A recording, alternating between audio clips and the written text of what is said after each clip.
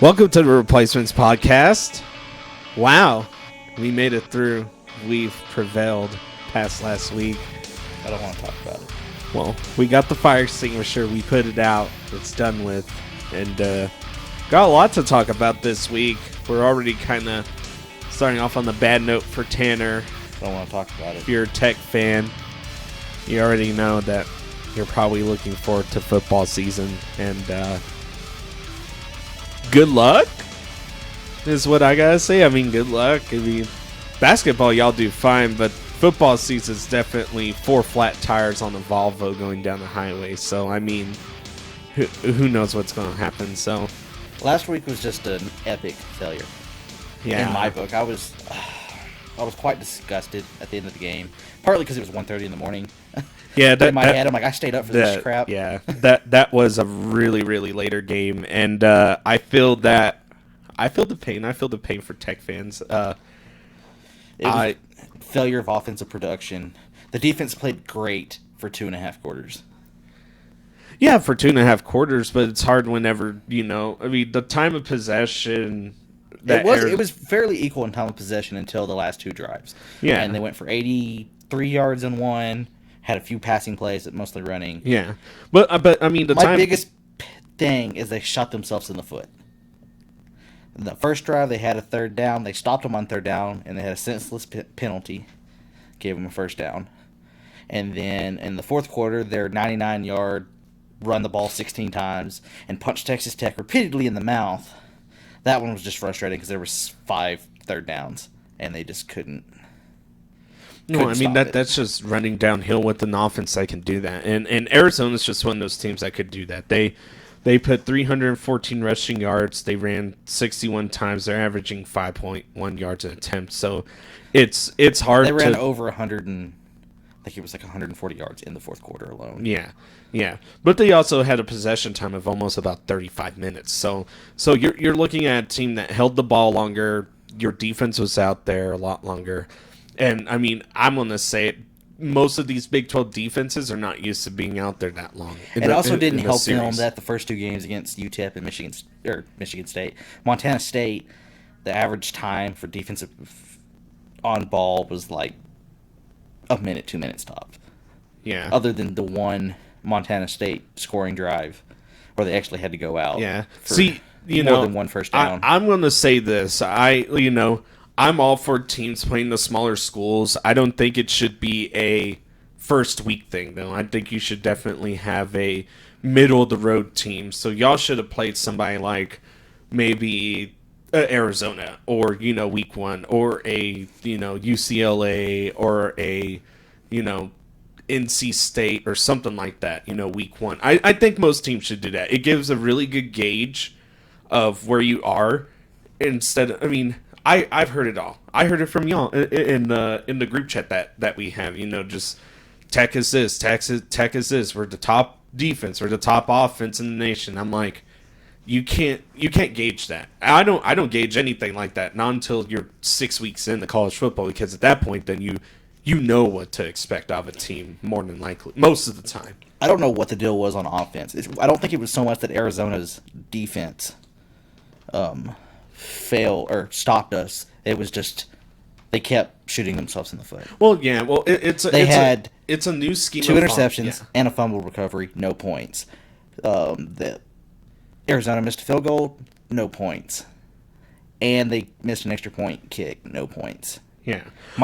Staying on the defense for just one more second, and I understand that they were tired, and yes, they were tired. The thing that made me most mad, and this is the most Tech thing from all the previous years, the second that Tech went up on the scoreboard, as soon as it was 14-13, defense went home.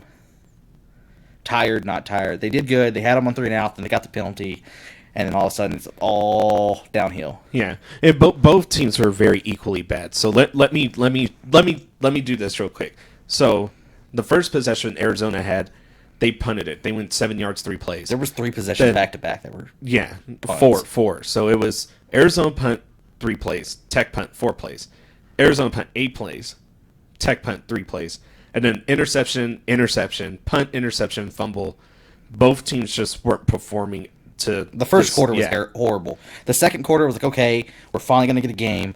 Tech, okay, so when they got the interception at the end of or right before the end of the second, and this play like blows my mind. I don't know what was said. Okay, the targeting call, and it was a good targeting call. Hey, the kid ought to know better. You can't lower your helmet. But it happens. They're still college kids. It's still going to happen. But what frustrated me, he gets the interception, he goes out of bounds. We're in field goal range. He doesn't say anything as he leaves their sideline because he went out of bounds. He doesn't say anything. He gets back to midfield. Somebody says something. He turns around. I don't know if he said anything or what or anything. The ref grabs him, says something, and then throws an unsportsmanlike conduct flag. Puts Tech out of field goal range. Yeah, puts Tech out of field goal range. That, in and of itself, I think was one of the turning points of the game. The thing that frustrates me, okay, Tech going for it with the fake field goal when they're in field goal range, and it's a one-possession game. Take the points, kick the field goal, get to the next possession. Yeah. I mean, it's just a little things and I can like remember that.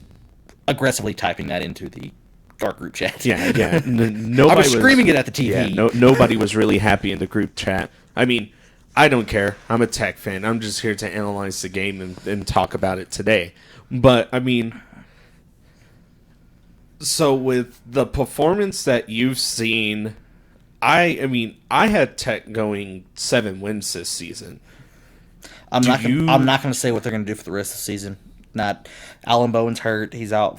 Could possibly be for the rest of the season. I mean, if he's 8 weeks out, we don't know yet. Yeah. They have not. We don't know yet. Unofficially, it's 6 to 8 weeks. Officially, they say multiple weeks. And even at that, they've said it's a shoulder injury. I figure he cracked a collarbone. That was a dirty hit. That should have been a roughing the passer call. Yeah. Well, I mean, it's hard. I mean, that kind of goes to, is it Jamal Adams? That's kind of going away from NCAA, but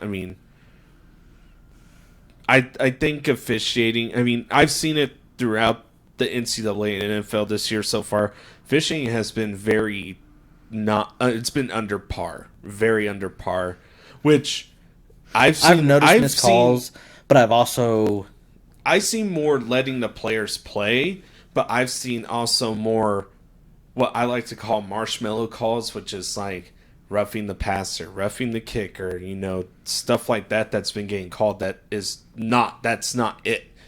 So, we'll see what happens. The referees might adjust, so we'll see what happens. We'll talk about a little bit more of the Jamal Adams later, or I will, because I wanted to speak about that. But one thing I'll say, if Tech plays like that for the rest of the season, if they play that pitifully and don't figure out what's wrong, they could have just had an off night.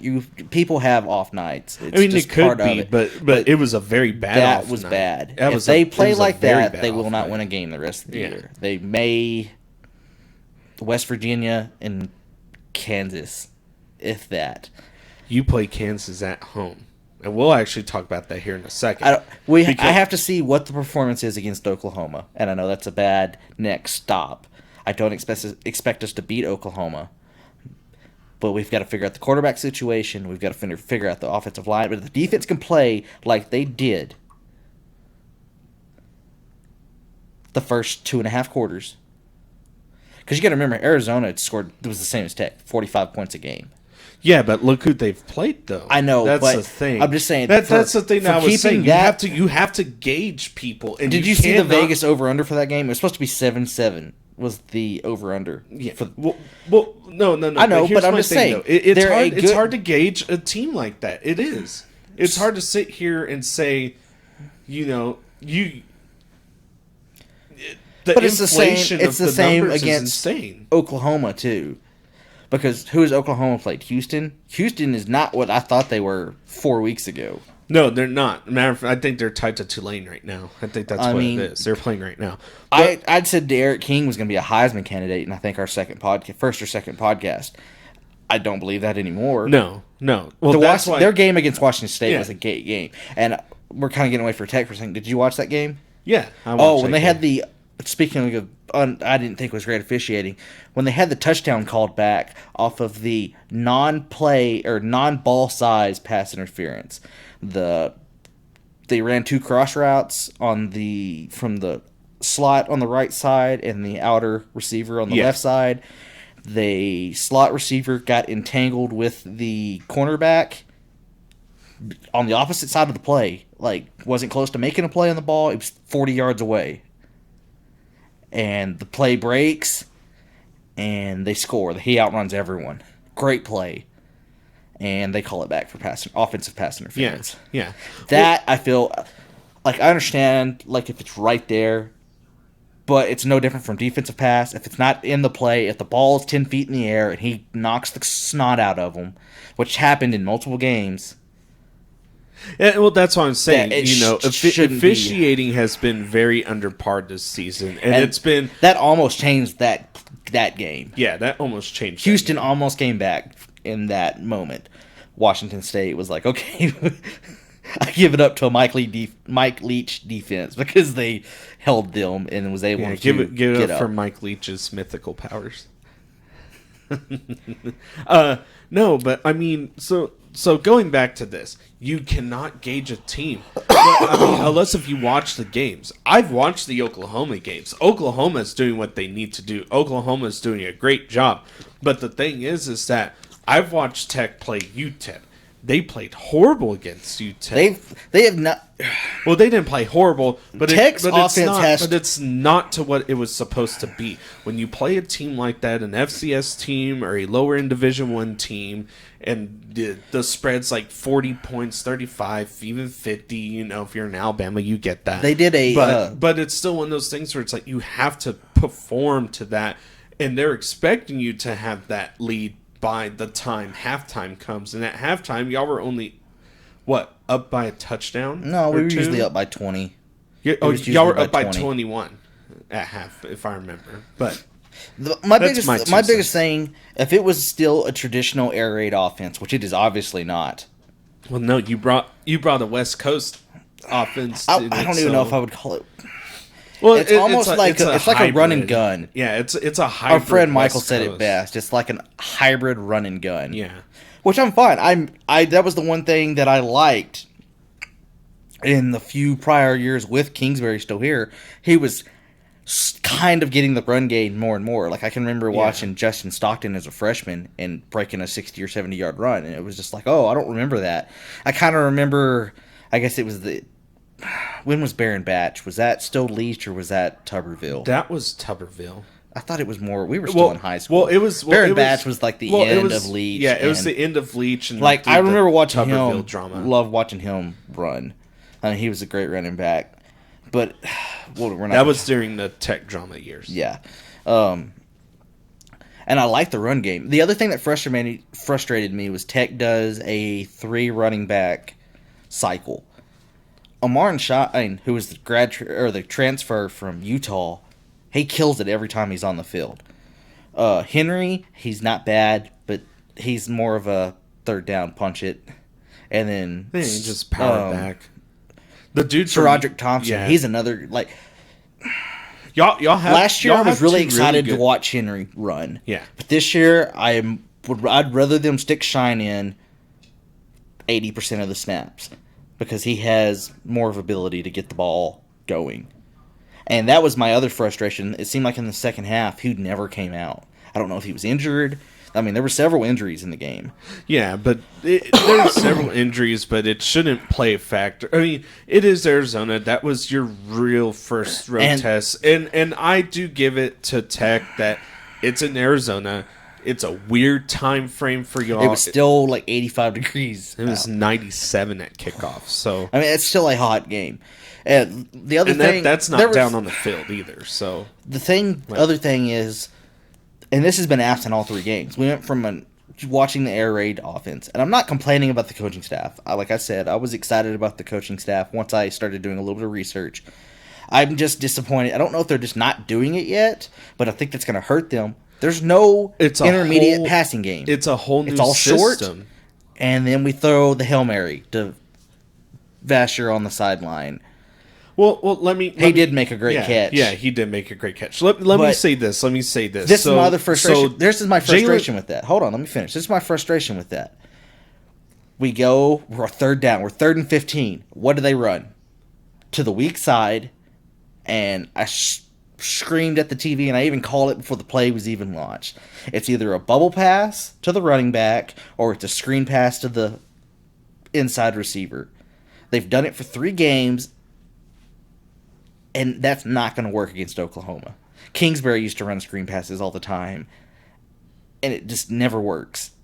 And I don't understand why you do that on 3rd down. Well, and it's not even just Tech. I've seen other teams. Sometimes it works. Yeah. If you have a great middle game and a great deep game, it works. Atlanta won off of a bubble pass. Yeah, but it was a disguised bubble pass. Yes. I don't know if you saw the tight end come out. Yes, it was a great play. He came out and made a great block, and that's the only reason why it worked. But so it's all about disguising it. It's all about how you disguise the play. But when you run it 60% of the time. Yeah, that's the problem. How often do you see a bubble pass in the NFL during that situation? Or really at all? You really don't see it that often. Okay, I've been throwing it deep. I've been throwing it, and they're playing the run. Wide receiver can Let's do something. Let's let the slot receiver have his moment. Yeah. But you can't base an offense off of that. Like, I want some intermediate passes. Like, the biggest passing play of the game was Maddox, the slot receiver, doing through the zone defense right through the middle, and it broke for 50-something yards. Yeah, and that was like, okay, we're in the game. Here we go. Then Max scores the touchdown on a perfect out route for the corner of the end zone. It was just a best coverage. Yeah, best pass that Bowman's thrown all year, right over his shoulder into the hand, and he was hurt at that point. He had already taken the hit and come back, but that was like, okay, now we're getting somewhere.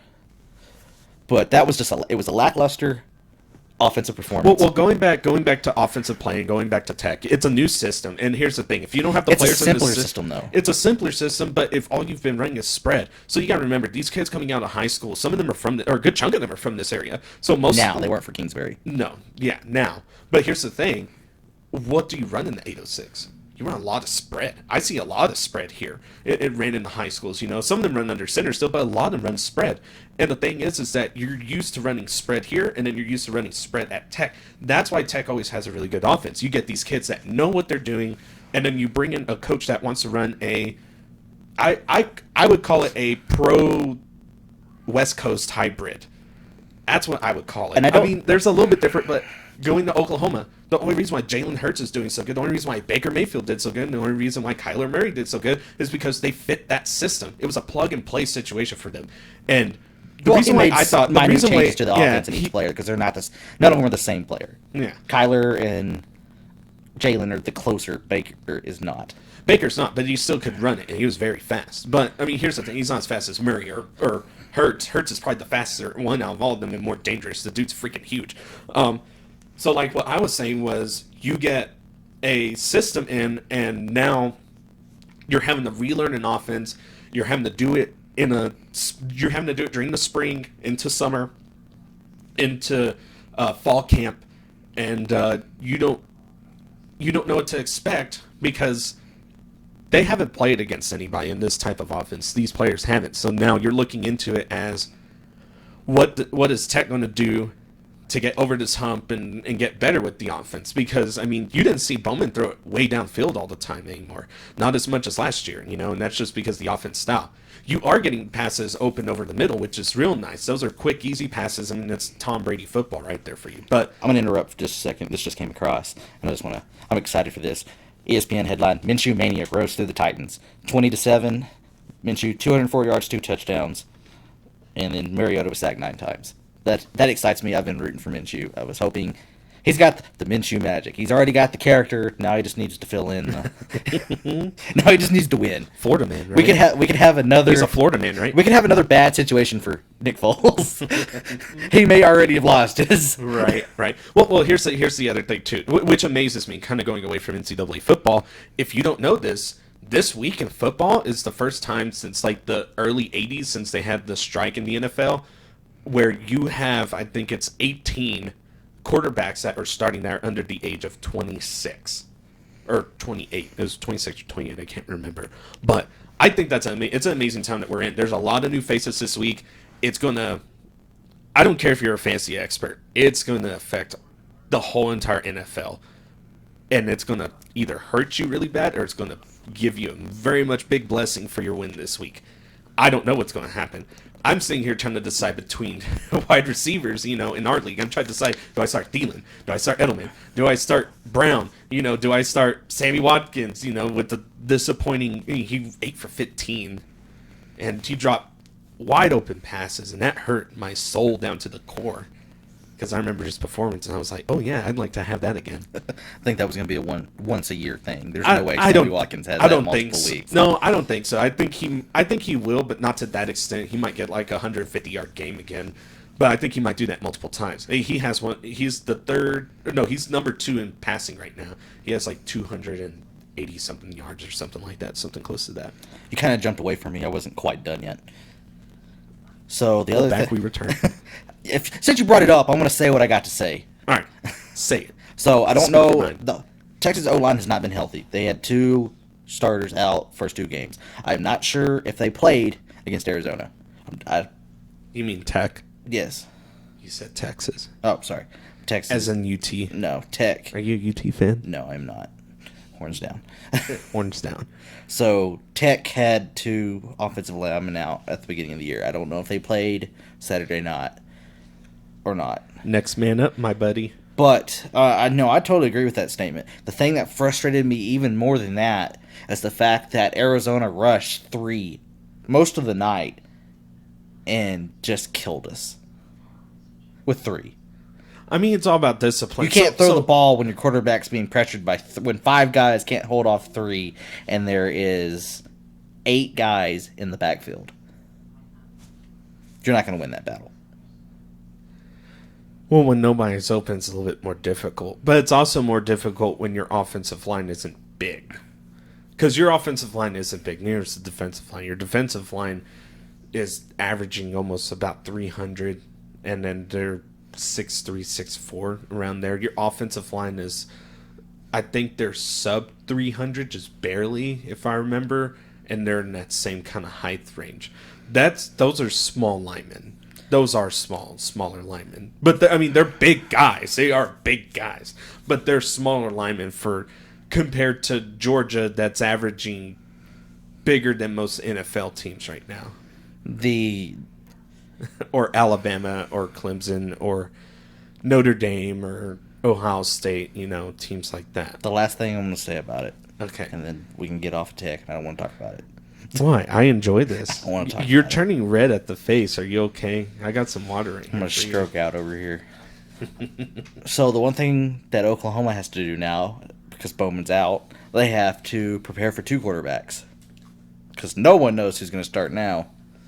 The obvious guy is out for the true freshman's out for the rest of the season with a broken foot. He did that pre-season in fall camp.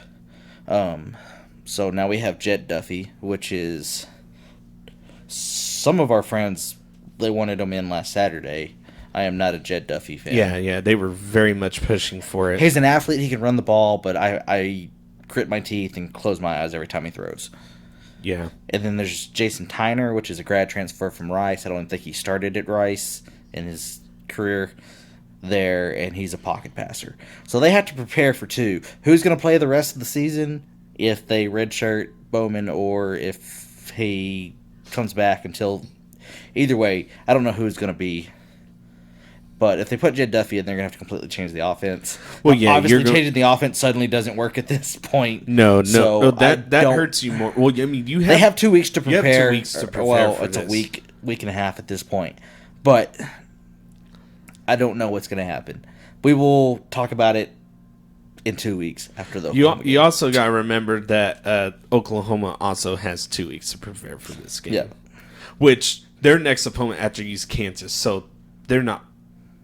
After that's Texas, and that's October 12th. That's way off. So, they're very much concentrating on this game. It's going to be, it's in Norman. Jalen Hurts is. I'm going to watch it. I'm going to be mad. I want them to play I mean, well. who knows what to expect? It's in Norman. We expected a killing last year, and it was closer to what we thought. But of course, I mean, The last time it was a great game in Norman was when it was the showdown between Baker and Patrick Mahomes. oh yeah, that And was. we're not going to talk about that game. Oops. I was sitting on Andy's couch in Florida, making a fool of myself watching that game. Well, let's just kind of go through here, right here. So, the game coming up, you get Tech at Oklahoma. Bowman's out. Bowman has 6 to 8 weeks. Yeah, 6 to 8 weeks. Now he's been semi-terrific. If they lose the next 4 games, he probably redshirts. Yeah. Well, here's the thing. He's been pretty good. Now here's the thing about Bowman. He has over 1,000 passing yards. He's one of the top in the nation.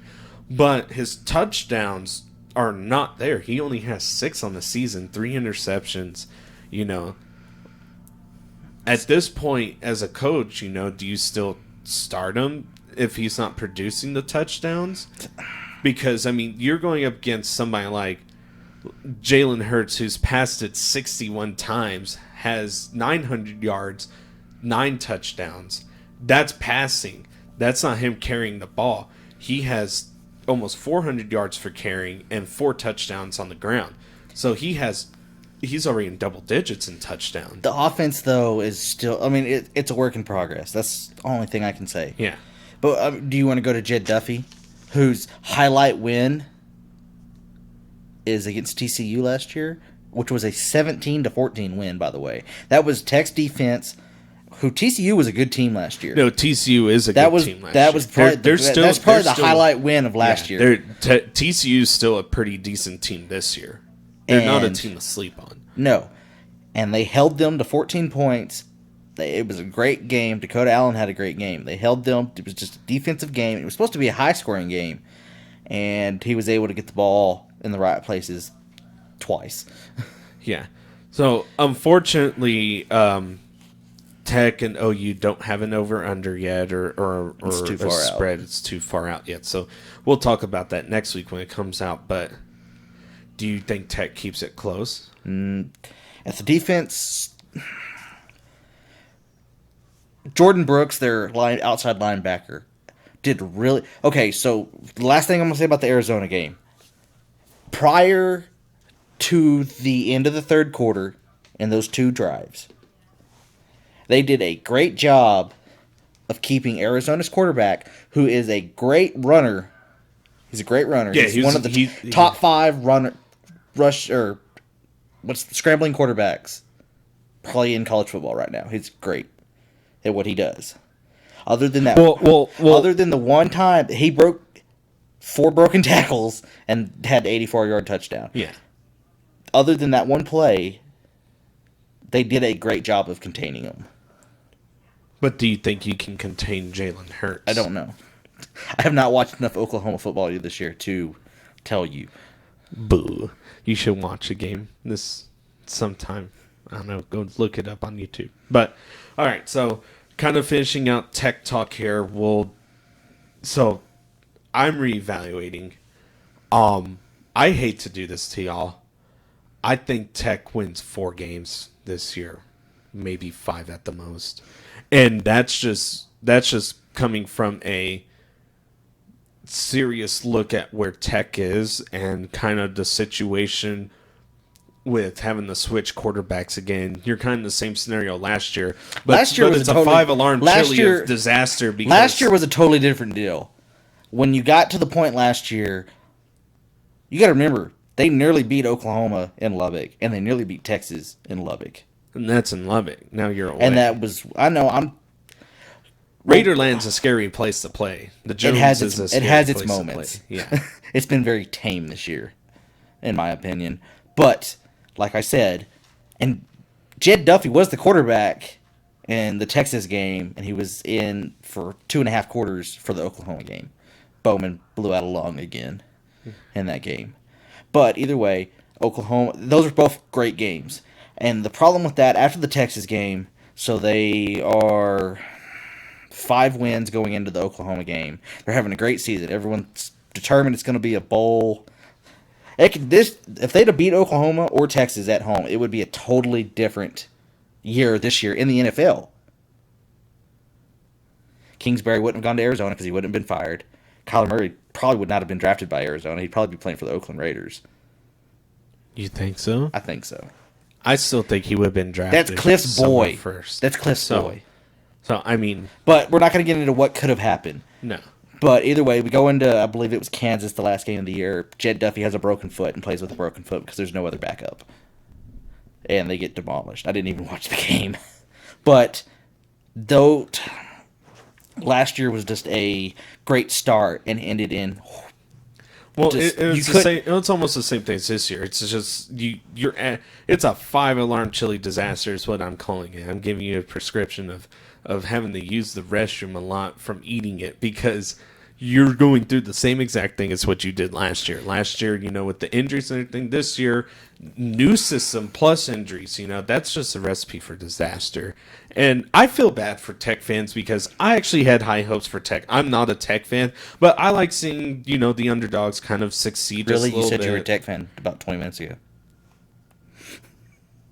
I said I'm a Tech fan? Yes, you did. I said I wasn't a Tech fan. You said you were a Tech fan. Listen to the clips later. All right, we'll listen to the clips later. But either way, all right, so there's been some ugly comments from Tech fans. We're not going to get into this very long, but Rome wasn't built in a day. We can't... Who was honestly expecting them to come and be undefeated this year? No one. I wasn't. I was hoping I don't for think 6 to you'll 7 ever wins. be undefeated in the next 20 years. Now, could you be contending for maybe a New Year's Six or something? Maybe. Depending on what recruits you get. But we won't know what we don't know. This is the first year. We can't talk about future year recruits. We don't know. We don't know. We may have an idea. You can talk 4 years into the future. You can look all that up. Like I said, I'm not going to get into what's going to happen next year or the year after that. We're going to talk about right now. Like I said, I will. If I feel I need to arrange the 7 wins for this year, I will do that at a later date. I'm not going to comment at the moment because there's too many unknowns. Yeah. That's what we have. That's what kind of this episode we have a lot is, of other college football talk we need to get to, so we're going to get off of Tech. Let me get off my soapbox. I don't want to talk about it anymore. It's a little suddy in here, so. All right, let's talk about the 5 games this week in college football that are actually exciting. Yay. Hit me with your best shot. Okay, the last thing I'm going to say about last week, and it's not about Tech. It's about Alabama and South Carolina. South Carolina getting screwed on the half-yard line on that was obviously a touchdown, changed the course of the game. I'm not going to say they would have beaten Alabama, but it would have been a heck of a lot closer in the fourth quarter. Yeah, it would have been a heck of a lot They closer. may have had an upset. They weren't not. And I love their coach's response when they asked him for the interview, because he knows he only gets 2 questions. I'm not going to answer that because I'll get fined for the rest of my life. And we have to do better next quarter. It got out of there. But they got screwed. They weren't going to win the game, but it would have kept it close. You also got to remember... That would have put them... I don't remember the score at the time, but I think that would have either tied it or put them 1 possession away, and they got the ball to start the third quarter. They very well could have tied it going in before Alabama's next possession. Yeah. Which would have made it a brand new game because South Carolina would have had all the momentum. Yeah, well, you guys remember South Carolina and Alabama, they've played each other, but this is their first time that they've played since the start of the Nick Saban era. And if you remember that game, you remember that South Carolina won that game. But, I mean, going back to it, at that point in the game, you're kind of going in, and it's already, you're deep into the game. It's, I'm trying to remember the score. It's 34-16 at that point. That's when that happened. Or it was 34-13. And then they went in and had to kick the field goal. So I thought it was closer than that. You're talking about like right before halftime? Oh, right before halftime. Yes, I thought this you were happened talking about moments before. It was closer than that. No, that was 24-10. Yeah, it was 24-10. Yeah, so they would have scored. They would have went up. It would have been 17-24. And they got the ball at the half too. Yes, so that's what I'm saying. They would have been down 1 possession. Would have went into halftime with the momentum and probably would have came out and scored. Yeah, because they were moving the ball great. Yeah, they were moving the ball great. So, I mean, that's one of those things. So, I mean, I think Alabama's a little bit lackluster. I mean, I said it before. I'll say it again. I really fully think that LSU has the best chance to beat Alabama. I mean, I think A&M has a chance, but LSU has the better chance of doing it, and that's just because LSU just has the better talent, in my opinion. That hurts for me to say as an A&M fan, but I usually put, for now, I put my bias aside, and I'm looking at this from a college football perspective. Georgia's going to win the SEC. They're dangerous, and that's another thing too, is that a lot of people are not talking about Georgia Bulldog. I think football. LSU is going to do it. It could be LSU. I mean, I don't know. We'll see what happens, because the last couple weeks in November, you get all of them that play each other potentially. You get A&M who plays Georgia and LSU. You get LSU who plays Alabama the last week. And if LSU beats A&M and Alabama, they're going to go and then go play a Georgia team. So it's like that mix up right there could potentially, set up for a recipe up there in the top, maybe even 8. I think there's going to be a good solid 8 teams that you can definitely put in the playoffs, and that's just because I feel like Clemson will be the only undefeated team. Hopefully Notre Dame loses and we don't have to talk about them. Come on, Georgia. I'm pulling for you on this one. Please beat Notre Dame. I don't want to hear Notre Dame's name in the conversation anymore, because once they lose to y'all, it's all done with. But, I mean, you're going to have a very top-heavy AP poll, or at this point, the college football playoff poll. So you already have a heavy SEC. Yeah. Okay, so here's one thing we didn't think would happen again for the rest of this football season. All right. There is another ACC team in the top 25. Ooh, who is it? Virginia at 21. Oh. Well, I did say that they would do pretty decent. I think the highest they'll go is, top 25. They won't go top 20. I don't think so. We've got a few Pac-12. We have Oregon, Washington State. Okay, Washington State, Washington, California. Which California has been surprising this year, but they really Washington just needs to get out. Washington just needs to get out, yeah. My biggest thing, and this will be the only time you hear me say this, I can't believe how far Texas A&M dropped in 1 week. I think, off of a win. Yeah, I can't believe that. I don't understand the AP poll sometimes. Obviously, I think that Notre Dame should not be 7. They've only played 2 games. Yeah. In 3 weeks. Well, it's hard. You came off of a loss, and then there's some good quality wins at the top. So I could see. I mean, as soon as I saw who was winning and who won what, I knew we were probably going to end up dropping 1 or 2 spots, and that's just because I personally don't like the AP poll. I don't think there should be a poll until week 5. There is another thing in it that we never thought would happen again. What? Or at least that we would see this year. There's another tie. Oh, another tie. Who is tie it? At 13. Wisconsin and Penn State. I guess that makes sense. They had the same amount of votes. I had Penn State winning, and they're not looking that good. And Ohio State looks unbeatable right now. I'm just not. I mean, Wisconsin wins the Big Ten. That's probably still my pick. Yeah, Wisconsin's probably going to win the Big Ten. I'm rooting for Penn State. I want to see Penn State do it, but unfortunately, it's probably not going to happen.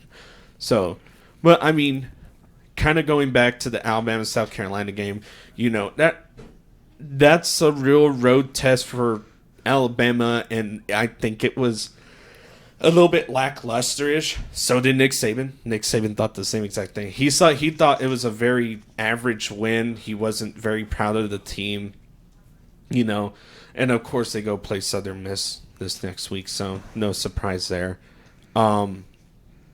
But then you go in and Alabama will play Ole Miss, Tennessee, Arkansas, or they'll play Ole Miss, and then they go in and play A&M at A&M. And I don't know. Out of the 4 games, A&M has to win one of them.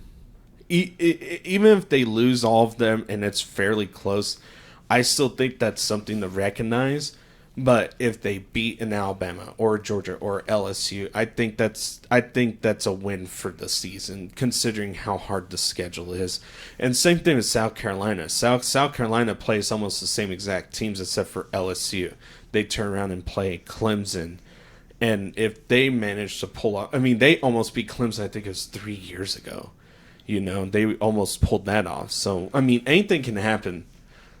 the fat lady ain't done singing yet in the NCAA, and I feel like that there's going to be a lot more disappointment.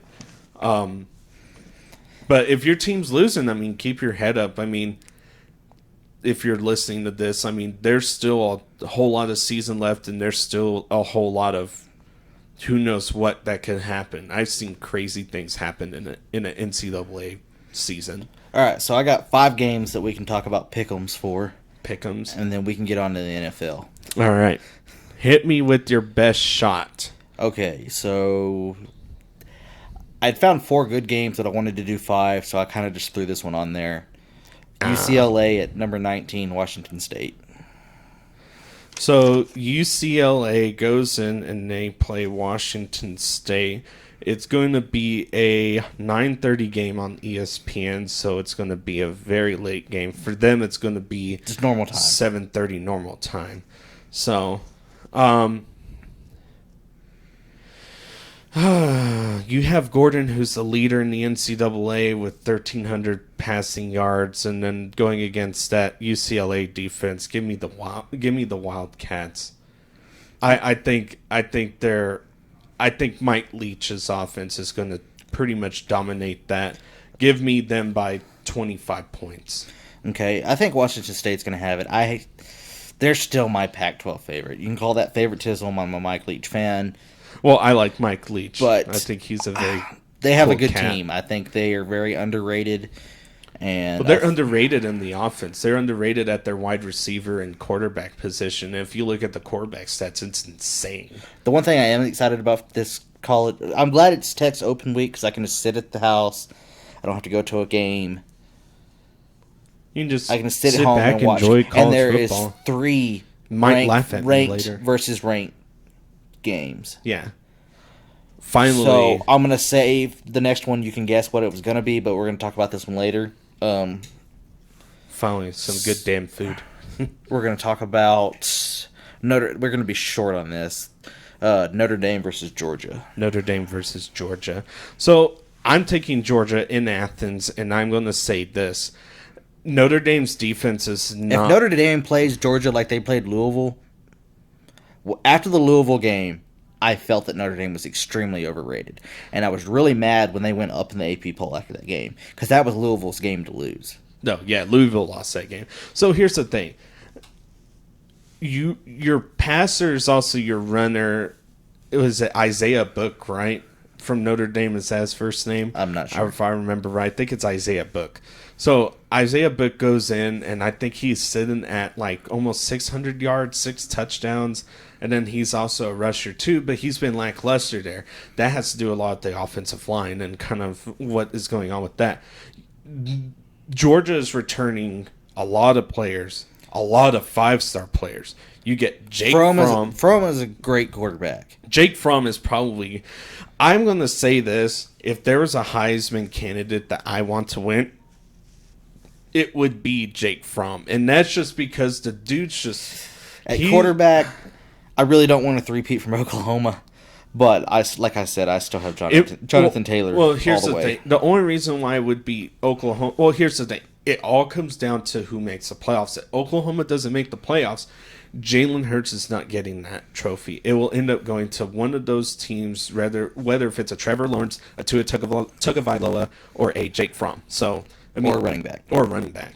Which I really doubt at this point because there hasn't been a breakout running back, in my opinion. You know, there's been good running backs. There's been great running backs. There's been more breakout quarterbacks. Clemson's running back has performed far better. A&M held them to 100 yards. 100 yards out of a running back is still a great game. They had 30 plus minutes of time possession, and you couldn't get over 100 yards. I'm just saying. ETN he wasn't lackluster, but I mean, yeah. So give me Georgia on that one. I like them in double digits, so give me like 18 points for Georgia. I'm going 18. Okay.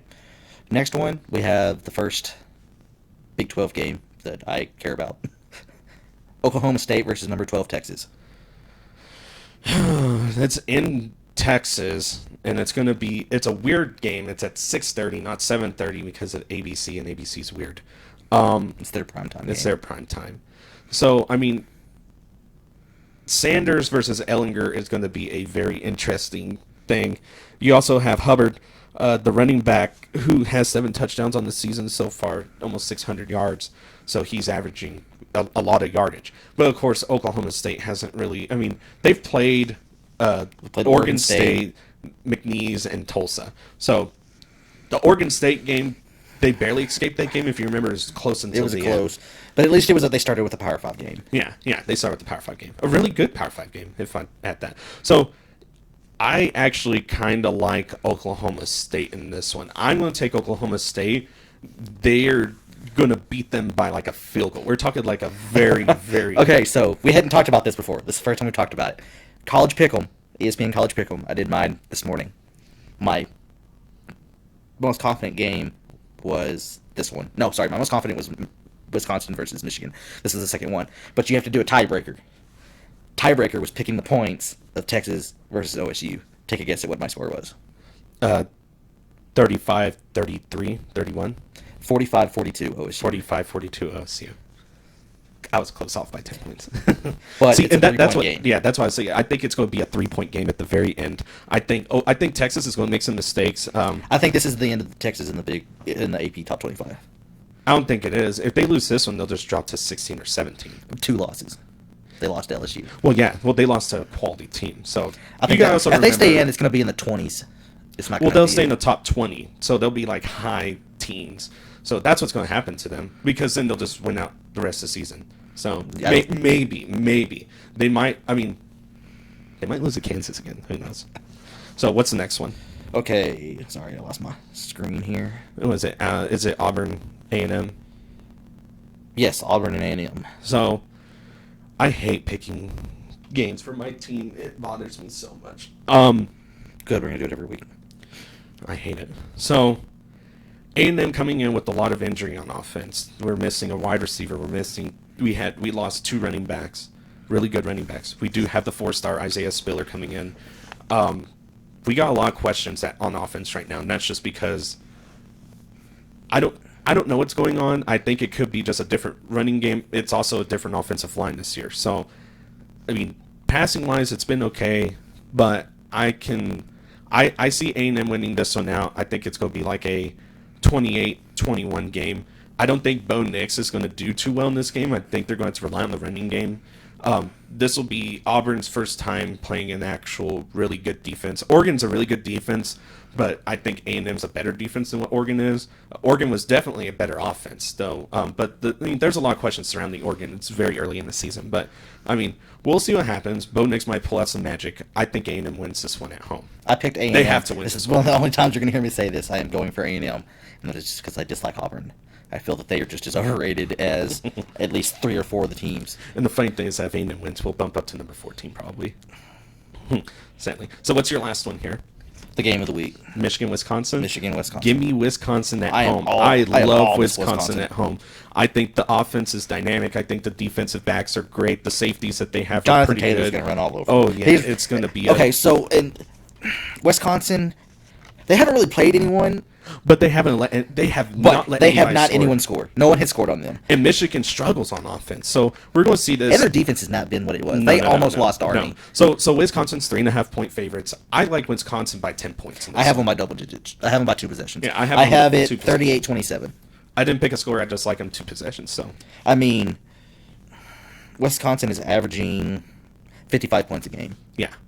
55, Michigan's averaging 32. So then they've allowed 21 points. And they've allowed 21 points to very bad teams. Yes, and that allows Wisconsin to usually scores 55. That gives them, they missed 2 possessions for touchdown.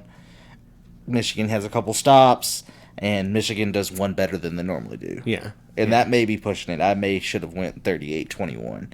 I don't think it's going to be a blowout, though. I think it's going to be... Well, I think it's going to be close. It's going to be a good game in the fourth quarter. Yeah, it'll be a good game up until probably the last couple possessions in the fourth quarter. Wisconsin's going to throw a deep ball. It's going to be a miscommunication.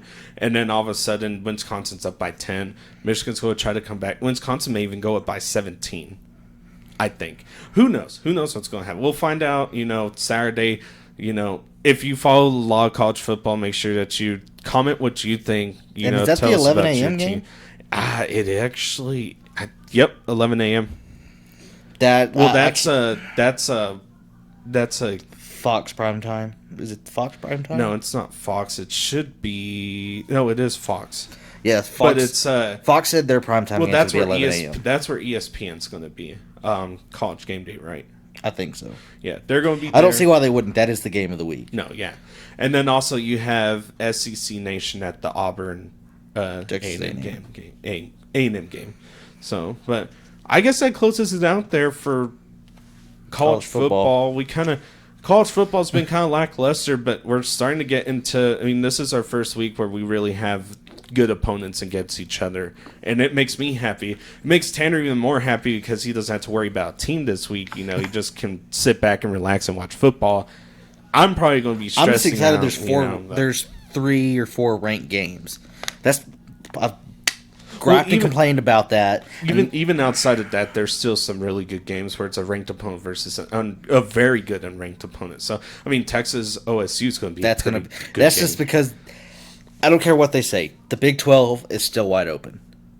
Oh no, it is, but I think Oklahoma's the definite favorite. There's 8 teams who still have a chance. 7. We'll go with 7 teams. You know what?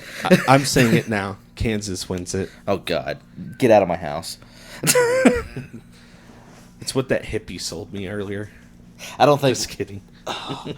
Who is the quarter? Is it Les Miles at Kansas this year? Yeah, it's Les Miles at Kansas this year. I don't think he's going to succeed there. Why not? Okay. Hang on. We're going to talk about this real quick. It's Kansas. You know, Kansas is a blue blood basketball school. It's a blue blood basketball school, but Les Miles is where he needs to be. He is recruiting. He is recruiting good. How often do blue blood basketball schools have good football programs? North Carolina. Did you not see him a couple years ago? But they didn't. They're doing okay with Mac Brown. Mac Brown got there this year. They're not. They're undefeated, are they not? No, they lost one. Did they lose one? They lost to a good opponent. I think I can't remember. They lost by like a heartbreaker at the end. But here's the thing. Les Miles is where he needs to be. He's recruiting high in the Big 12 right now. He's getting 4 stars. To Coastal Carolina. They lost to Coastal Carolina, but that doesn't. This is Les Miles' first year. This isn't his team. So he's recruiting high caliber players. He's recruiting 4 stars. He's recruiting 3 high caliber 3 stars. You know, he's number 3 in the Big 12 right now in recruiting. People are buying into what Les Miles has. He's in the right place at the right time. He's going to succeed there. I'm saying it this year. They're going to a bowl game this year, and they're going to get the recognition that they need. As long as Les Miles is there, as long as he has that coaching staff that he has, he's going to be somewhat successful. At the rate, and if I'm a Big 12 team, you cannot sleep on Kansas this year because they will show up and punch you in the mouth and beat you. The way things are going for my Big 12 team, I'm going to have to go to my secondary Big 12 team. Baylor? No, I hate Baylor. Texas? TCU. Oh, ew. No one likes the horny toads. But, I mean, yeah, well, we'll see what happens. Tell us that Kansas is back, chat. Put it down in the comments. Kansas is back. Maybe.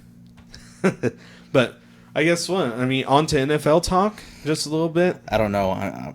We're all kind of hurt right now. Just like every other NFL player. Right. How many quarterbacks are out already? 6, 7. We've got all the old ones. Drew Brees, Big Ben, Nick Foles. I'm going to include the Jets. He's not hurt, but he's out. Sam Darnold. Sam Darnold. Yeah. Simonac. Yeah. That was a nasty ankle break. Yeah, it was. Carolina's Ben Roethlisberger. I already said Big Ben. You already said Big Ben. And Carson Wentz is just Eli's out. Eli's out, but it's not hurt. Injury. Carson Wentz is one big win away from being season out. Yeah. And then we have. I hate saying it, but it's bound to happen. Carolina's. He's like it's not official for the week, like but he's going to probably miss. That's wrapped in. His bones are made of glass. Just wrapped in bubble wrap. Who's Carolina's quarterback? Cannot think of it. Oh God. Was that Auburn? Is it Carson Wentz? No, it's Philadelphia. Philadelphia. He's Carson Wentz. I hate myself. Can't forget this. Cam Newton. Cam Newton. He's questionable. Surprising, Deshaun Watson has been hurt. You better knock on wood because he's just as close. Please, we have Deshaun 7 Watson. to 8. This is my season right now. 7 to 8 NFL quarterbacks.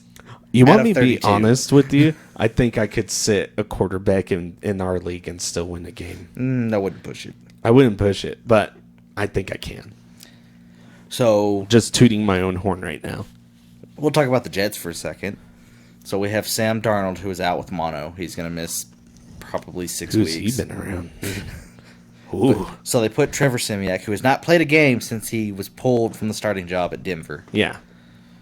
You know, the first quarter, he's kind of knocking the rust off. He's not looking super great, but it's been a couple years. Let's, get it going. And then he gets hit late on the sideline for the nastiest ankle break that I can remember. Yeah, and they've never said it's broken, but he's out for the rest of the year. Yeah, so he's out for the rest of the year, so we can just assume that. You knew it was broken from the video, and they kept playing it over and over and over. Leg breaks are the worst. Yeah, I can watch somebody sling their broken arm, broken legs, just ugh. Yeah. And then you turn around, and their backup gets nailed a couple drives later. It's like, I guess they're sticking a quarterback in, or a receiver in at quarterback because they're going to be out. But then we have the whole Eli. So here's my thing on this. I think Eli's handling it in a very, very good way. I don't think he plays for another NFL team. He has not dropped his trade clause, so they cannot trade him. No, they can't trade him. He's not going anywhere else. He's not. Here's the thing. They should have done it 2 seasons ago. Eli Manning is such a loyal quarterback. I hate that this is happening to him. It should have happened 2 seasons. Should have happened 2 seasons ago. He should have left on a little bit of a high note. But look at Daniel Jones is Eli Manning. He looks like him, he talks like him, and he plays like him. I don't like the guy, but I'm just saying. Well, Eli still has the knowledge of a good quarterback. I'm going to say that Eli's still a very good quarterback, but he beat Tom Brady twice. I will say that. Yeah, but I don't know. Is he a Hall of Fame quality quarterback? I think so. No. He has some Super Bowl wins under his belt. He's got 2 Super Bowl wins. Or is it 1 Super Bowl win and 2 MVPs? I think it's 2 Super Bowls, 2 MVPs. I thought it's one or 2. It's 1 and 2, I think, is what it is. I can't remember which one it is. But he's a 500 quarterback. His record is a 100. I think it's 126 and 126. But he was still really. He was a decently above. He was a good quarterback. He was a good quarterback, and that's the thing. He understands the game. And I think keeping him on the sideline and keeping Daniel Jones on the field is going to be beneficial. His blessing and his curse, though. He's got to compare to Peyton. Yeah, that awkward Thanksgiving conversations. Colin Goherd said it the best way the other day. Cowherd, sorry. That's a fine. He said it best. It's taken 2.5 years for the Giants to get over Eli. It took the Colts an offseason to get over Peyton. Yeah. Kind of bit them in the long run.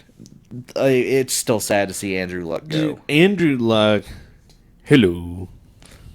That's what me and Hunter have a joke when we talk to each other. We now do that. We go, hello. That was probably the most happiest said hello I've ever heard in a press conference because he showed up to that podium and as soon as he sat down he was like, hello. I was like, oh. My heart, my soul.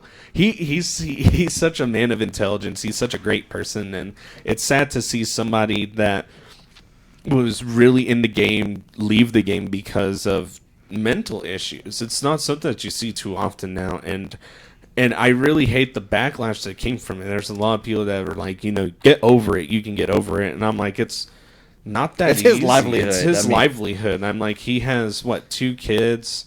No one wants to be a potato. Yeah, exactly. Especially now. Football's a lot different. You have guys our size that are running 4.4, 4.3. Back in the day, they weren't doing that. So times have changed. But kind of going back to quarterback talk, I mean, you get. Do you think the Saints survive the 6 to 8 weeks without Drew Brees? I don't know because is it Bridgewater? Is it Teddy Bridgewater? They're playing both of them. As of this, I thought that was one. Teddy Bridgewater's one guy. It's one guy, but they're playing both backups. Are they? Yes. He's. That's the game plan. It's just such a different. Like. It's such the a different Saints are good system. because Drew Brees is the man. He's been the man. He's like an aged Patrick Mahomes. He's what they need. He's the mentor. He's everything. Yeah. Without that, I don't know how they're going to do. Yeah. But we'll get. So do you think they make the playoffs No. this year? No. No. If they win 4 of these games coming up, 4 of the 6. Because Okay, you got so to they're remember, 2 games so in. he comes out. They snuck past in the first game against Houston, which Yeah. is probably that was the game of the week. Did they win after he went out? They won. Yeah. Okay, so they're 2-0. But he's out for 6 to 8 weeks. So they drop the next 6 games. Yeah. Okay, well, no, we're not going to even say that. I'm not. So say I'm they not drop gonna 5 say of the that. next 8 games. They drop 5 of the next 8. Well, no. Well, So they're here's the thing. that would make them 5-5. He's Right? out. He's out for 6 weeks. You got to remember at the 5th week, that's their bye week. So he has a chance to come back in 4 games, technically 5 games. I gotta go back and look at it. I can't quite remember. So my personal opinion is that if the Saints somehow can win, If they make the 3 or playoffs, it's going to be a 4, wild card. it's going to be a wild card. But you're in the NFC, and you're going to have to win. So my final thoughts on that are I think they do make it, but it's a wild card. But we'll see what happens. What's going on in Cleveland? I think it's a lot of. I think they can't live up to the hype. I think it was an overhype. I also think it's a. Well, here's the thing. I watched the Cleveland games, and Baker's trying to force it. He's really forcing it. And during the preseason, they weren't. During the preseason, it was a pass, run, pass. Well, you're also but they were playing- shorter passes. You're also playing players who you won't necessarily. Well, be on here's the the team. thing. Baker's trying to chunk it down the field. He wants to get the touchdown. They now. have no O line. I'm not going to say that. They have an O-line. I think it's more along the line of it's not the best O-line. I don't know but what. The way they were playing, I think can't it's patience. It's I can't patience. confidently say that they will win their division. Or their division. They'll get a wild card. But I think they. So here's my thought. They're going to figure it out. They're going to get a wild card. Cincinnati, Baltimore, Pittsburgh. and Pittsburgh. Pittsburgh's not doing anything. Baltimore. They're not giving in. They just got a D-back from Miami. Yeah. I mean, I don't know what's going to happen. So we gotta.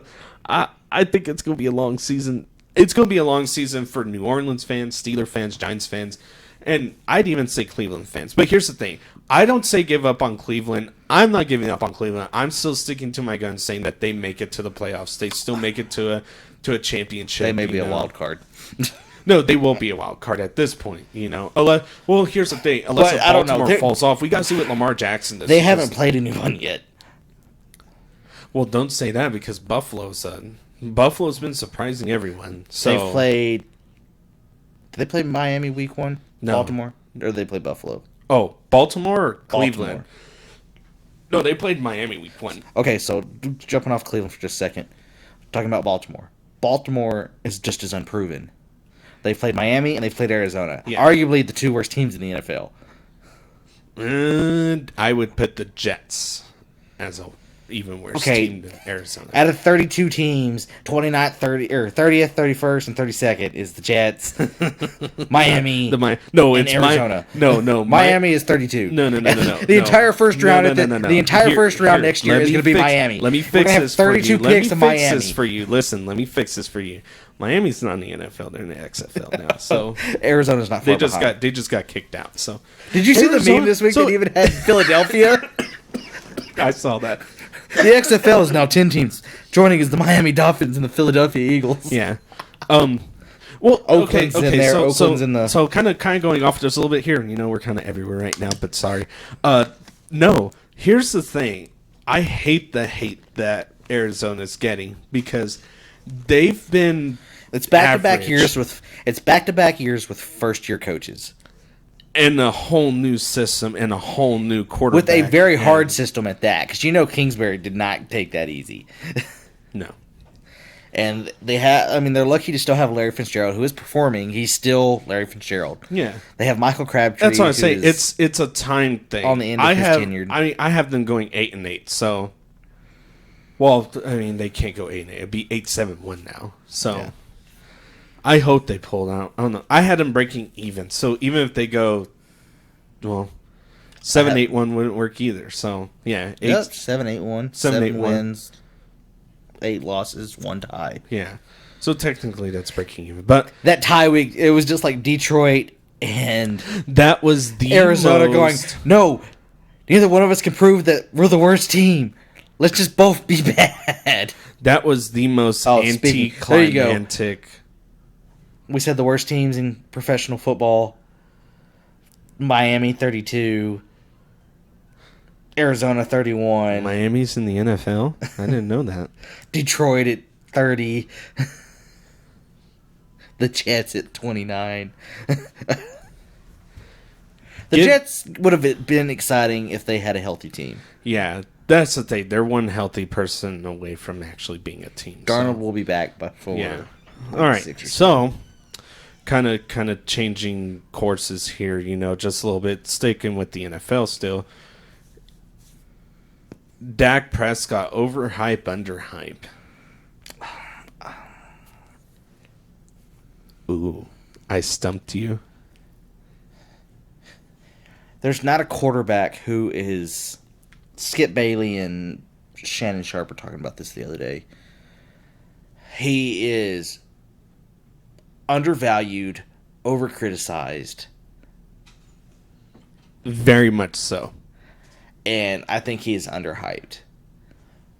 I think there's no tape on Kellen Moore's offense, and it's exciting to watch. And it really stinks because unless you see a replay, you don't really see all of it. They're too busy going different camera angles. You don't see there's 6 different offensive shifts before they snap the ball. You don't know how they're going to... You can't line up to it because they're not going to stay in that. They're going to line up, see what the defense is going to do, and then they shift. There's a way to play it as from a defensive coordinator standpoint. There's a way to play it. Yeah, don't move. But it's not going to... Play zone, don't move. Don't move. But at that point, now you're And then you have Zeke running it up the middle. Yeah. That's the great thing that I love about the Cowboys offense right now. Zeke owners, hey, I want to say this real quick. So Zeke owners, please be patient. I have Zeke, and it's been really hard. He's still getting good fantasy value, but you gotta remember the dude's in a new system. He's a plug and play person. Well, it's not even that. The reason that it's working so well is because they have the dual threat. That okay, we're gonna line up, we're gonna see what the defense is showing, but they can't. What Dak Prescott has 2 touchdowns on his feet, 3 touchdowns on the ground. I'm not sure how I think many it's like 2 on or the ground. 3. Yeah, but he's 4 touchdowns. The Dallas offense is probably. Is it back-to-back weeks with 4 touchdowns a game? Yes. Okay, so here's the thing: it's exciting to watch, and it's not like it's just one person catching all the touchdown passes. He's throwing it to everyone. Yeah. Even the backup tight end has a touchdown. Yeah. It's just one of those where okay, so they line up. What's the defense showing me? Okay, they are showing a blitz. Okay, well, I'm going to throw it to the backup receiver that I'd never even heard of for a 56-yard touchdown. Oh, I'm going to throw it to Witten for 15 yards for a touchdown. Okay, so now the defense has to back up because now they have to pay the pass, and then they feed Zeke, and he runs right up the middle. It's great for Zeke because, one, they just paid him all this money, and they're not doing what either one of us said that he was going to do. I was like, okay, they paid him this money. They're going to run him into the ground. He's going to get more carries. Soul. It really hurts my soul because but now they don't have to. But it hurts my soul because he's on my fantasy team. He may actually see all $90 million. He may be the running back for the next 6 years. I mean, if they don't run Because- them into the ground, it's going to keep them healthy. At That's that my point. Then, They're yeah. not running them in the ground because they're such a threat to a defense. And people are like, oh, they played the Redskins and the Giants. But there has not been a repeat winner in the NFC East in 20 years for division champion. It's someone new every year. The Eagles did it in like 02 and 03. But that's what every year it's somebody different. Yeah. So they have a chance to they're already 2-0 in their division. Yeah. And the Eagles are not looking, and the Eagles are great. So here's the thing: the NFC East, right? Yes. Yeah. Sorry, I lost my train of thought. The NFC East is one of the harder divisions in the NFL, Or they're a dumpster fire. or they're a dumpster fire. And here's the thing: between Washington, Dallas, and Philadelphia, those three teams are very hard to beat. And it doesn't matter if it's a away or a home game. And that's just because they're a very solid, foundationed team. And I feel that, here's my thing. The winner of the NFC East is definitely probably going to the Super Bowl. Maybe, depending who it is. If it's Washington, it's less not gonna be likely. Washington. It's not going to be But Washington. here's the thing: you got to If remember it's this. Last year, Washington was only like 2 games out from clinching the division. Last year, when Yeah. Alex Smith broke his leg, Yeah. they were a Sad. great team last year, and that was just a catastrophic injury. And He almost lost his leg from that. Like that should tell you how bad of a break it was. Yeah, But- and they're close. They're good. They're a good above average team. They're definitely a top 15 team in the NFL. They're on the better half of the NFL. But here's your thing. You kind of run into the NFC East, and then I think so I hate saying it because I want to jinx them, but I really think the Cowboys are going to be probably one of the best teams in the NFL, and that's just because the offense is working. It's keeping the defense off the field. The defense stays healthy. And the defense looks great. And the defense they have is solid a great everywhere. defense. Everywhere. The linebackers, I know, and I still believe Sean Lee should be pastured. And he probably will be after this season. But Van Der Esch is doing great. Smith is doing great. And then you have the senior leadership of Sean Lee in there. Well, that's you the have only a reason great why, defensive that's line. the only why he's in there is because he gives out commands. If you watch their defense, Sean Lee's yelling at everyone. Just like, hey this, hey that, calling out plays, disguises, stuff like that, And I think the Cowboys finally found what they needed. Okay, And, so the Cowboys' schedule going in, they have a bye week, week 8. yeah. So this week they have Miami. There is a college-style over-under. Dear God. We're not going to talk about it. God. No, We're no, not no, going to no, talk no. about it. I'm saying this right now. I want Zeke to freaking run because I would love to beat Michael. We this may week see, by a lot of we points. may see the Dallas backups in by halftime. Like Miami is just on fire. They're tanking. They have said they're tanking. The entire first round of next year's draft is going to be nothing but Miami. It's a disgrace of I football. feel It's really bad for the pitiful. players. Yeah, it's very. I feel very because they have to look good on tape and they have to try to perform, but they just don't have the ownership and the general manager and the coach. That they cares. they're tanking for Tua. Well, wouldn't it be ironic if they don't even take Tua in the first round? But they also made a quarterback change. Tannehill's out. They're going to their backup. Yeah. I don't blame them. But so week 3 they play Miami. That should be an obvious win. Week 4 they play New Orleans in New Orleans. I think they're going to pull that one out. It could be a good game, depending on how the backup in New Orleans handles it. That's just the thing, though. It's just like, how can the backup handle it? How can the New Orleans defense handle it? Yeah. They did decent against Deshaun Watson, disguising up in the line of scrimmage, But Dak's not running the ball. Dak's not running the ball. Even though he did have the 42-yard run, which was hilarious. I saw a deal somewhere yesterday that said he slowed down just so he could stiff arm Josh Norman. But so then That was dirty, by the way. Yes, it was. So they can very easily be going into week 5 before 4-0. Then they play Green Bay at home. This is my question mark for the first 8 weeks. Is Green Bay out of all of their team issues? Do they play how they need to play? And we have the normal worry of... So I will say this about Green Bay. Green Bay's defense is very good. They've shown up when they needed to show up. They've done the things to get Aaron Rodgers back on the field. And I think the thing with Dallas is that I think they might go a different approach, a little bit more methodical on the time portion of football. Keep Aaron Rodgers off the field as much as possible. Yeah, and we don't know what they're going to do because there is no tape on Kellen Moore. This is a brand new offensive coordinator. I was talking smack in the offseason about them putting him as the offensive coordinator. You know where my stance was on that. So. Yeah. So after that, they play the Jets in New York, and then they play Philadelphia at home. They could very easily be 7-0 or 6-1 going into a bye week.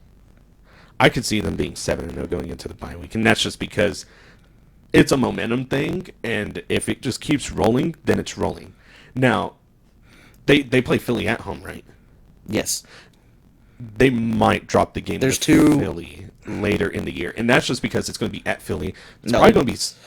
Well, I mean, you're talking like week 16 at Philly. Yeah, it's going to be cold. It's going to be snowing probably, and I don't know. We may have a repeat of the 2014 Cowboys. Their away schedule was at Washington. They have at New Orleans, at the Jets, at the Giants, at Detroit, at New England, at Chicago, at Philadelphia. New England's going to be the hardest game in that one, but they could very easily have 7-1 in away games. Yeah. Boston is far colder than Philadelphia. Yeah, Boston's far colder. Chicago, that's... Well, it depends on the time of the year, so... But I'm excited. I don't want to jinx it. Diehard Cowboys. Yeah, that's kind of where I am. I don't want to jinx it. They have the opportunity to have a really They have season. a very big opportunity ahead of them, but I really don't want to jinx them. But, I mean, I think Dak is underhyped. I think that he's going to definitely get paid. But... it all depends on when they pay him because he's definitely underpaid. As of right $2 million. now, well, he's still on the rookie deal. So here's the thing: Dak Prescott. The more that he wins, the more Jerry's probably going to have to cough up. So Dak has already said that he's not expected to be the highest paid quarterback, but he's expected to get paid. He's already said that he loves the Cowboys. Zeke's the same thing. Zeke loves the Cowboys. Both of them in the locker room are loved. He may have a Tom Brady-ish deal to where he just goes ahead and takes the veteran role, and he probably will be paid, but it'll probably be more of a low contract. Like, hey, we're going to pay you for the next 10 years, which, might be pushing it because he's already in his fourth season. Yeah, but it's guaranteed money. Yeah, he's going to get guaranteed money. It may be $5 million a year. That's $5 million a year. I'll take $5 million a year. So we'll see what happens. But put me in, coach. I'm ready to play.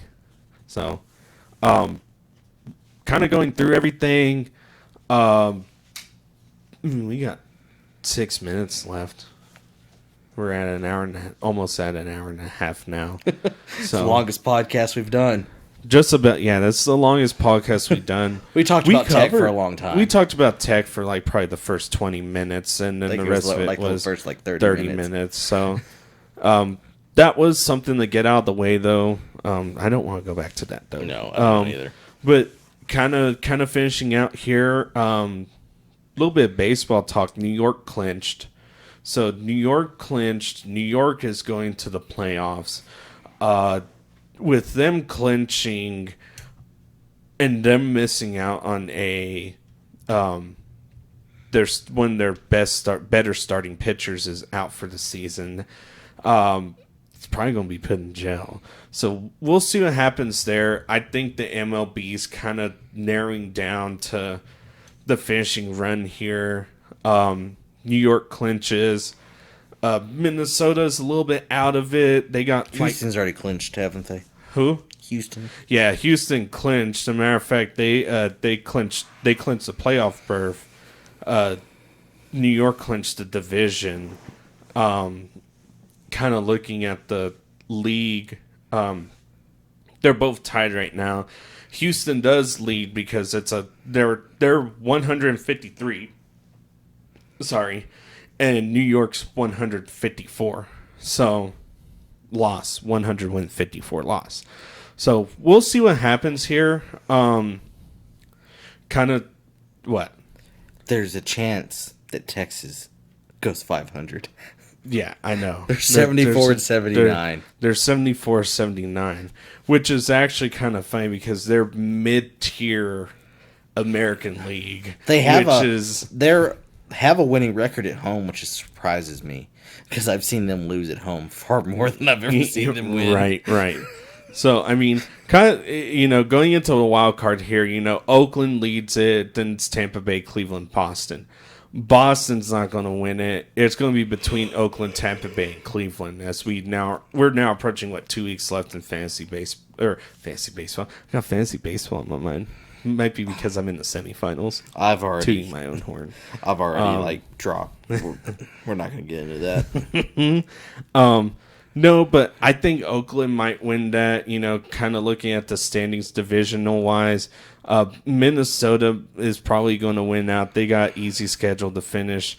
And then Oakland's probably going to come in and take the wild card. Or it could be Cleveland that takes the wild card. I mean, they're only 2 games apart. So, but in the National League side, you got the Braves who clinched. You got the Dodgers who clinched. It would be kind of fun to see him go to the World Series and lose a third time in a row. Man. That will make me feel good about Texas Rangers. So let's see. St. Louis is probably going to clinch, which that's going to leave Arizona, Milwaukee, and Washington.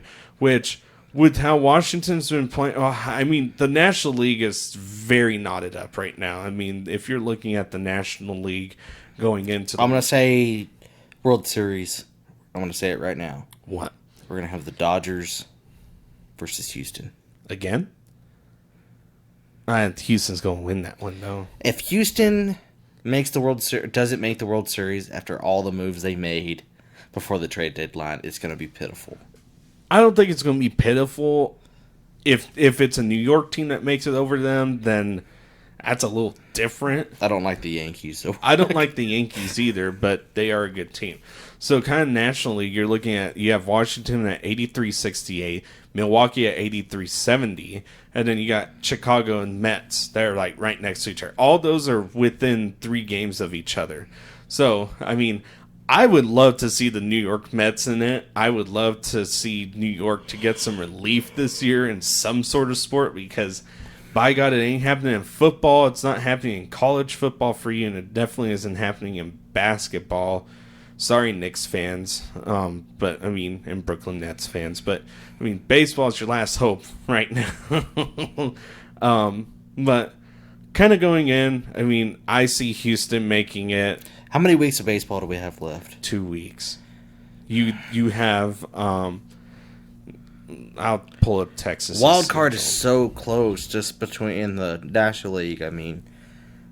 We have how many games or how many teams are within? So there's 10 games left, 10 to 11 games left. Okay, so you have Washington, the Mets, Philly, Milwaukee, the Cubs, Arizona, the Giants.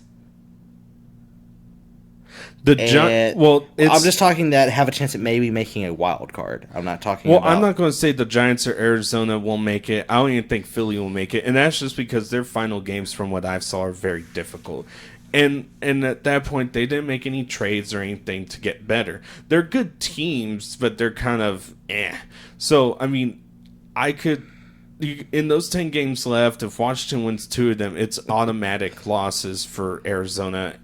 Or for San Francisco on down that line. It's just crazy, though, because then you look at they're all 75-plus win teams. Yeah. And they all have a chance to maybe make a wild card still. Yeah. And then you go to the American League, and it's just 100 wins, 94 wins, 100 wins, 90 wins, 90 wins, 92 wins. Looks like the SEC West over here, very top-heavy. Jeez. Ha, ha, ha. Funny. Cracking jokes about my own conference.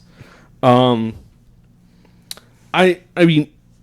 pulling for New York here, so I'd really like to see New York in. I'd really like to see him win this game, but that's kind of it for baseball. Hockey's back. Hockey's back. Might start talking about hockey here pretty quick. It's preseason. I've got to catch up. Yeah, let us know who your hockey team is. I like the Dallas Stars, but of course, when I started really watching hockey, I pulled for Vegas. So they're a new team, so I'm not a bandwagon, technically. So Stars haven't won since '99, so I did get to go to my first game last year, and it was very exciting. They made playoffs, so we'll see what happens. I was very sad when I thought the Stars lost to the champion. And it was a close. It was a very close series. All the games were pretty dang close. Entertaining. Yes, they very were great entertaining. games. So I don't want to go back and relive the between Tech losing the national championship, the Stars losing, and the Spurs losing in the playoffs. I don't want to go back and relive. we expected the Spurs to lose, so but we'll talk. I mean, it doesn't make it any better. Well, I mean, we are. I expect perfection. Right. So, I mean, we are getting close, so hang in there, I love talking about college football. I can talk about college football for hours, but eventually we'll start bringing in, once MLB kind of starts getting into stride here in the next week or so, we'll start definitely cracking down on that because it's only really 10 to 11 games left in the season, and then the wild card race is closed, and hockey's going to get kicking off, then we have NBA that's going to be starting, and then we'll have NCAA basketball that's going to start kicking up too. So we're going to have a lot of sports to cover in an hour and a half. The one thing that I'm only going to say this one thing about NBA. Did you see the story that said if Kawhi did not sign with the Clippers and went with the Lakers, the Clippers, jokingly, the coach, I can't think of his name at the moment, was like, we're moving to Seattle. Bring back the Supersonics. I would love that.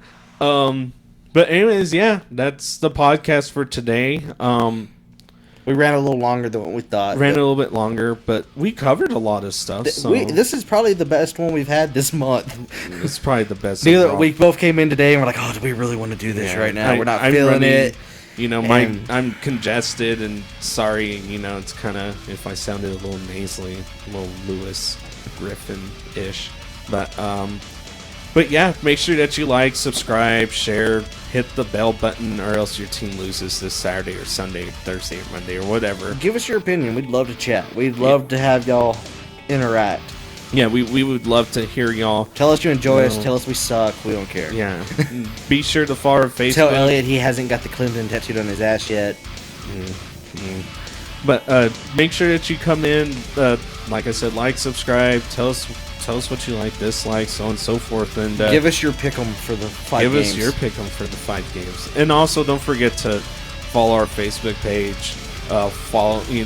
We're hoping to get a Twitter up soon. I'm working on it, so Tanner doesn't do social media. I don't do Twitter. He doesn't do Twitter. I have a Twitter, so I'm part of that millennial generation. So, but anyways, I'm Elliott. I'm Tanner. We'll catch you on next week. Enjoy it. Hope for many fancy wins this week for you.